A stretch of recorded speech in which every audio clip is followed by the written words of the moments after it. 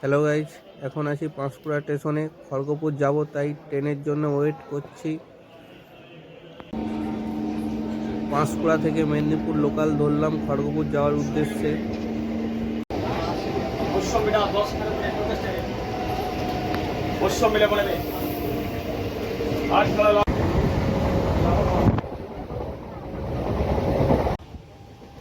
Pocket থেকে ফোনটা বের করলাম ভিডিও তৈরি করার জন্য, কারণ এখন যাচ্ছি মাধপুর ও জঙ্কপুর স্টেশনের মাঝে মনসা মন্দিরের সামনে দিয়ে।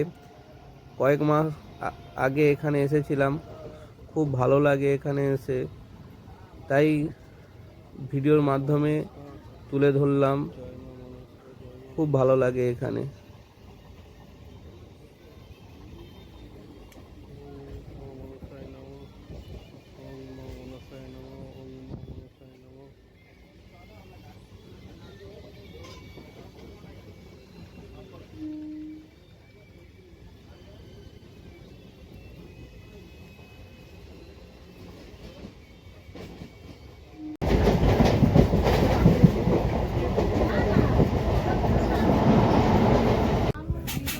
খড়গপুর ঢোকার আগে ট্রেন এখন দাঁড়িয়ে রয়েছে।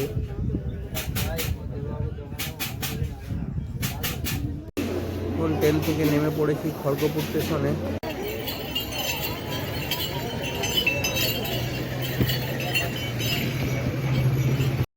এখন স্টেশন থেকে বেরিয়ে উঠে পড়লাম অটোতে। আজ আমার খড়গপুরের একটা লোকেশনে ইন্টারভিউ আছে, তাই ইন্টারভিউ লোকেশনে যাচ্ছি। ইন্টারভিউর জন্য ওয়েট করছি।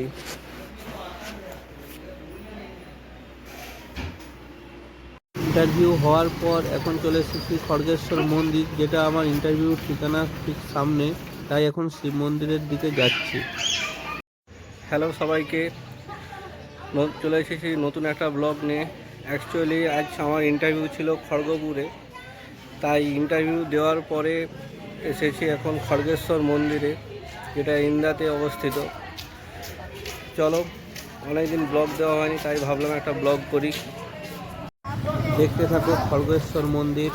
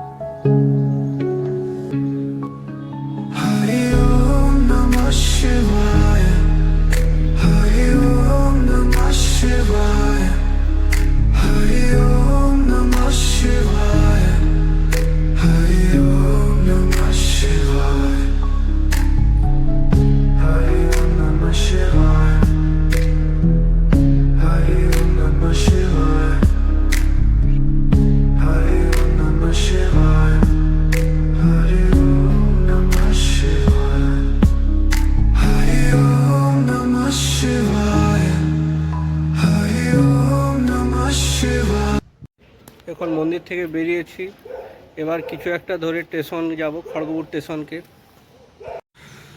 ভিডিওটা আবার অন করলাম। অ্যাকচুয়ালি যেটা বলার ছিল, এই মন্দিরে আগেও এসেছি অনেক দিন আগে, তাই এখানে যেহেতু এসেছি মন্দিরটায় ঘুরে গেলাম আর খুব ভালো লাগলো। মন্দিরটা গিয়ে মনটা ভালো হয়ে গেল। এইমাত্র টোটো থেকে নামলাম আর নেমেই এক গ্লাস আখের রস খেলাম। উঠে পড়লাম লোকাল ট্রেনে, পাঁশকুড়া যাব।